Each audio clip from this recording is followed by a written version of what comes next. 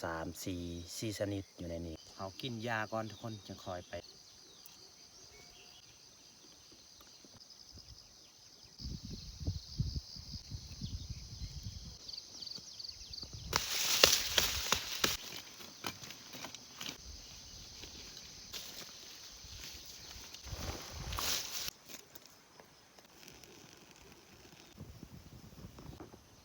อาหารเที่ยงเอาทักทายสบายดีและก็สวัสดีพ่อแม่พี่น้อง FC เบิร์ดสุขุสุขคนสำหรับตอนเช้าวันนี้ข่อยก็จะเข้าให้เพราะว่าเข้าป่าเข้าดงยังบ่ทันได้เทื่อสุขภาพเขายังเจ็บหรือว่ายังบ่สบายทุกคนเลยวันนี้ก็สิพาทุกคนไปเบิ่งเฮาสิไปรีวิวเข้าให้เนาะหรือว่าสิขึ้นซำใดมื้อนี้ก็สิไปเสียหญ้าซอยเมียคือเก่ามื้อนี้ก็เพราะว่าตอนเช้ามื้อนี้ก็เข้าป่าเข้าดงบ่ได้เพราะว่าเบิ่งสภาพบรรยากาศคือฝนตกเนาะถึงลมแน่เนาะไปทุกคนไปเบิ่งไปชมบรรยากาศในไฮเป็นจังไดการใช้ชีวิตของชนบทหรือว่าการทำมาหากินเนาะการอยู่การอาศัยทุกคน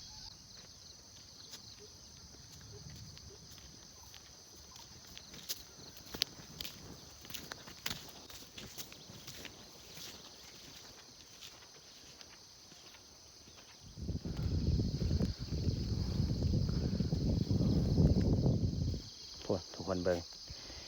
อันบรรยากาศตอนเช้ามื้อนี้ฝนตกปลา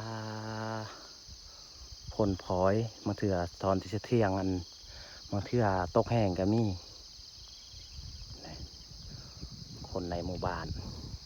ให้นี่6ขนาดเลย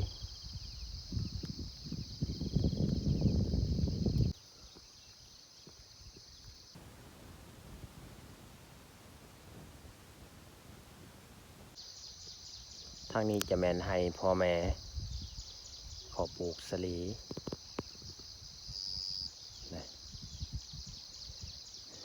นี่แหละโตบของเขาสิเขาไปพักอยู่นี่แหละนี่แหละยาทานหมอเพิ่นวางไว้วางให้เนาะเพราะว่าแต่เฮือนเฮายังมาทันกินมากินอยู่ให้เพราะว่าเพิ่นวางให้ตอนเช้า2แรง2แต่ละชนิดนี่1ชนิดยาเนี่ย2 3เนี่ย4เสา2แรง2 5เนี่ย6ชนิดเลยเนี่ยยาลายเติบ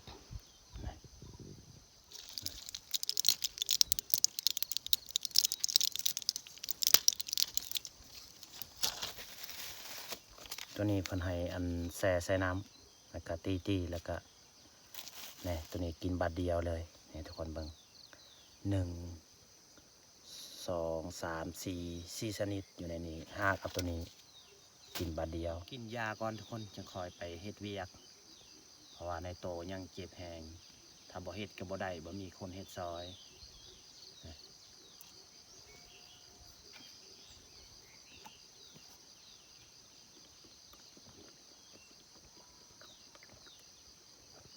น้ำต้มจากบ้าน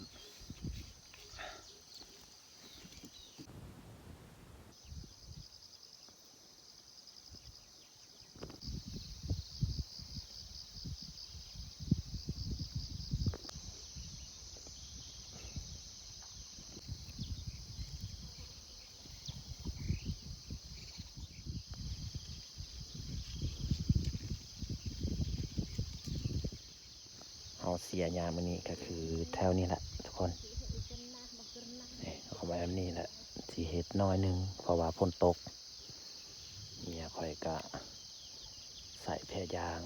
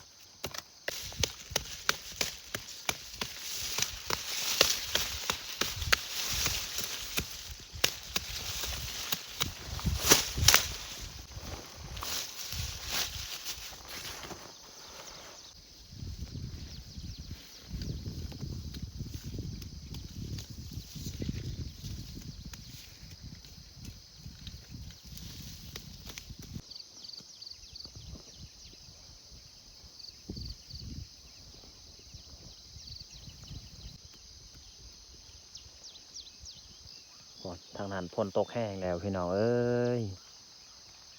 ป้ามืดตึบก่อน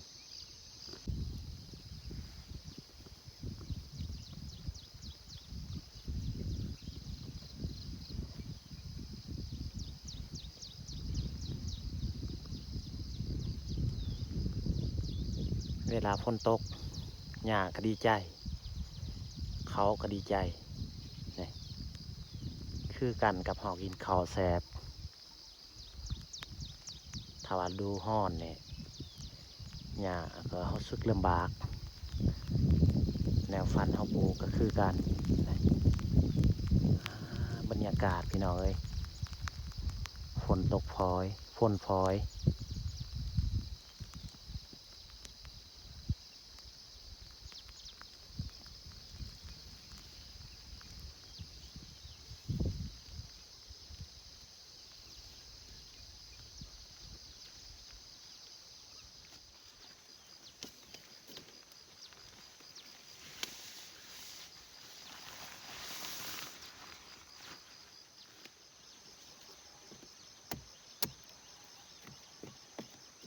เอาดังไพ่ทุกคน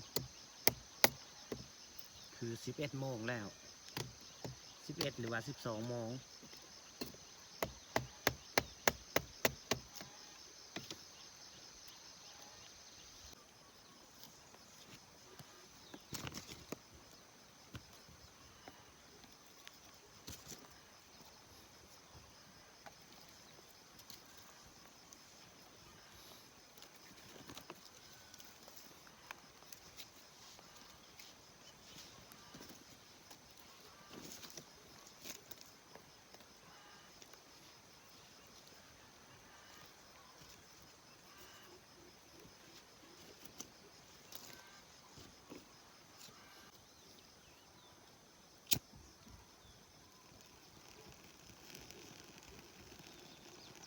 ไม่แปลกเนี่ยเวลาดังไพ่ง่ายขนาด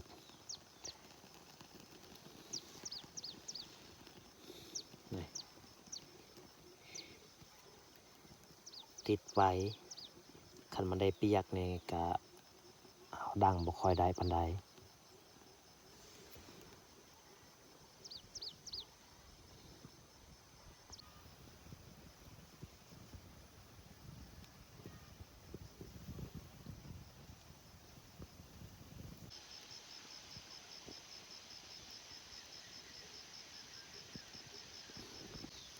เขาดังไพ่ไว้แล้ว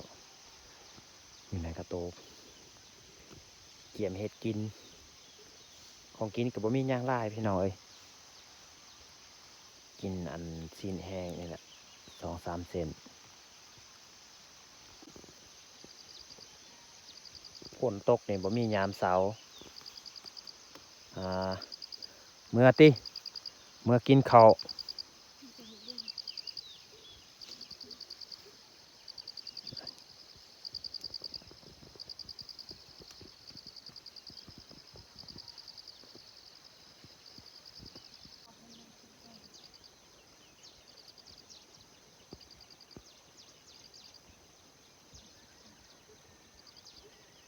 อาหารเที่ยงของเราอยู่ในไฮมื้อนี้นี่นั่งควายแล้วก็เนื้อแห้งหรือว่าซีนแห้งมาพี่น้องมากินข้าวนำกันกินข้าวเที่ยงมื้อนี้กะเขาให้บ่ได้ต้มผักกินมื้อนี้กินซีนแห้งตอนแรกเนี่ยอาจจะสิบ่ได้อันเสียหญ้าเพราะว่าฝนตกหนาวแล้วฝนโตขนาดเราห่มยางเลยว่าเราใส่ผ้ายางอย่างหนาวพ่นพอตลอดเลย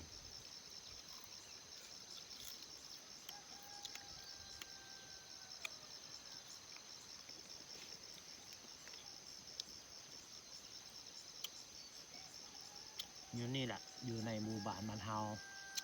นี่พี่คนนึงเคยถามว่าบ่าวเปลือกเอ้ยบอดข้าวกินละบ่ต้องได้อดอยู่บ้านเฮานี่เฮาอยากดูอยากมันสำใดกะ บ่มีความหังมีดีได้อาจจะสิบ่รวยที่หนึ่งนี่คือพี่น้องเบิงคือพี่น้องสเกตเบิงแต่ละคลิปเขาถ่ายทุกคนเบิงเนาะมีบางครอบครัวอยากเฮ็ดนากับบ่มีดินนาเพราะว่าดินมันเฮวมันสันแล้วก็น้ำห้วยมันเป็นหอมเขาบ่สามารถขุดก็มีทางพี่ๆเพิ่นว่าเอ๊ะคือบ่เอารถไทยรถดุดอยู่ในหมู่บ้านนี่ระยะ 3-4 เดือนมีเทื่อนึงประเภทรถกระบะหรือว่ารถบิโกเข้ามายามบ้านบ่ค่อยมีรถมาเที่ยวซองมากะอยู่ในครอบครัวของเฮาอัน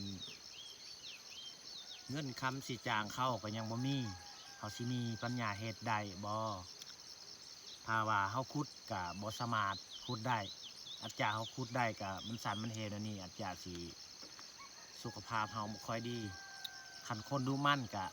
ขุดบ่ได้คือกันคันว่าคือเฮาขี้ข้านนี่ก็แห้งคักคันว่าเฮ็ดให้กว้างๆเฮาทางให้เป็นหยังคือว่าทางให้น้อยๆบ่ทางกว้างถ้าว่าเฮาทางกว้างมันก็จะ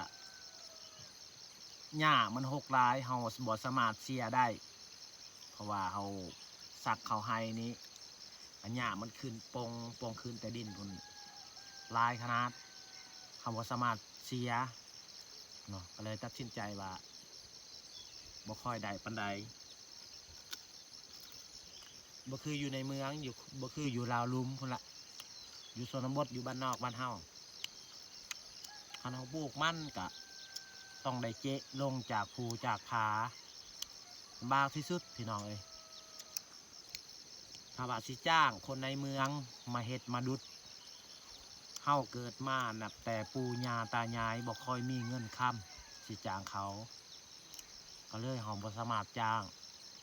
เพราะว่าเขาสรุปเบิ่งในคนหมู่บ้านบ้านเฮาอยู่ในครอบครัวหนึ่งบ่มีฮอดเงิน10 ล้านก็บ่มีเพราะว่าในหมู่บ้านบ้านเฮานี่เส้นทางขนุนเขาบ้านก็คือประมาณ4 ปีหลังเนาะแต่ก่อนยังบ่ทันมี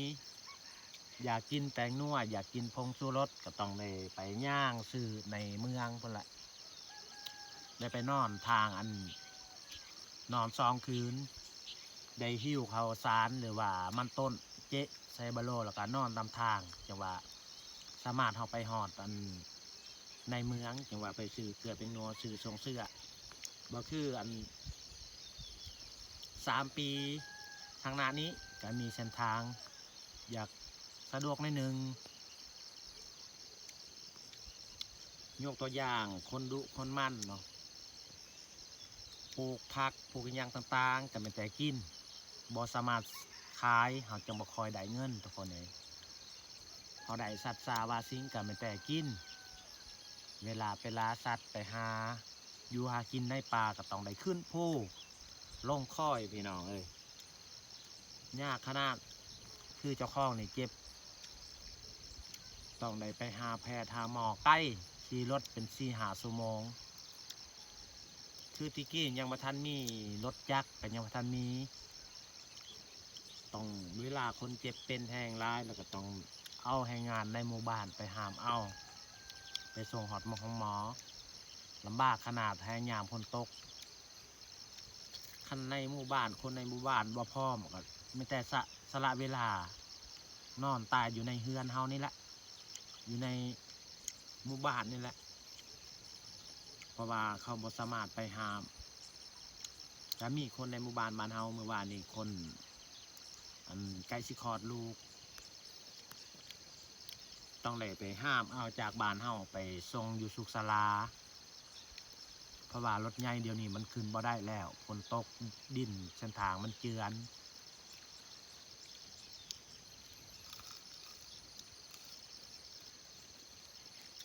เพราะว่าเฮามาบอกให้พี่น้องคนพังความทุกข์ความยากในชนบทในหมู่บ้านบ้านเฮาแล้วนี่แหละเฮ็ดให้กับบอลผู้ดินสั่นเฮวมันคือคนในเมืองเฮ็ดหน้าก็สบายเฮ็ดย่างก็สบายความจริงเฮาก็อยากได้ดินอยู่ในเมืองแต่ว่าอยู่ในเมืองเขาเจ้าค่ายอันดิน ก็มีทางพี่ๆเพิ่นว่าเอ๊ะคือบ่ไปหาซื้อดินไปอยู่ในเมือง คือครอบครัวยกตัวอย่างคือเบาเปลือกนี่อยู่ในเฮือนเฮาก็บ่ฮอด10 ล้านกีบก็บ่ได้บ่มีเงินอยู่ในเมืองเขาขายดินเฮกตาร์หนึ่งนี่100 ล้านกีบเฮาบ่มีปัญญาซื้อเพียงว่าบอนปลูกเฮือนเนี่ยนะปลูกเฮือนประมาณ20คูณ20กันยังเขาเจ้าขาย50-60 ล้านแล้วเฮาบ่สามารถซื้อดินเขาได้ฉะนั้นจึงว่าตัดสินใจในหมู่บ้านมันเฮาแล้วก็ตัดสินใจอยู่แบบขอบเขตชนบทอยู่ภูอยู่พาแบบสมัยดั้งเดิมในปูในยาเขาเคยอยู่เคยอาศัยแนวนี้แหละการทำมาหากินใช้ชีวิตลำบากพี่น้องเอ้ยตกแห้งแล้วพี่น้องเอ้ยตอนแรงอาจจะสิบได้เสียหญ้าต่อสิกลับบ้านทุกคนพ่อแม่พี่น้องสำหรับตอนนี้ก็กินข้าวกินน้ำเสร็จเรียบร้อยจะเกี่ยมกลับบ้านเพราะว่าตอนแรงกับบได้เสียต่อเนาะเพราะว่าฝนตกแห้งเนาะต้องขอบอกขอบใจเด้อพ่อแม่พี่น้องผู้คอยติดตามรับชมไผเขามาเบิ่งมาชมแต่ตอนจะฮอดจบแล้วก็มาให้เต็มกำลังใจให้บ่าวเปลือกตลอดเนาะแล้วก็ขอให้อยู่ดีมีแห้งให้สุขภาพแข็งแรงเบิดสุขคนปรารถนาสิ่งใดก็ขอให้ได้สิ่งนั้นเนาะอย่าเจ็บอย่าจนให้ร่ำให้รวยพี่น้องเอ้ยถ้ามักคลิปนี้ก็อย่าลืมฝากกดไลค์ถ้าทึกใจอย่าลืมฝากกดแชร์เพื่อเป็นกำลังใจให้บ่าวเปลือกเฮ็ดคลิปต่อไปขอขอบใจ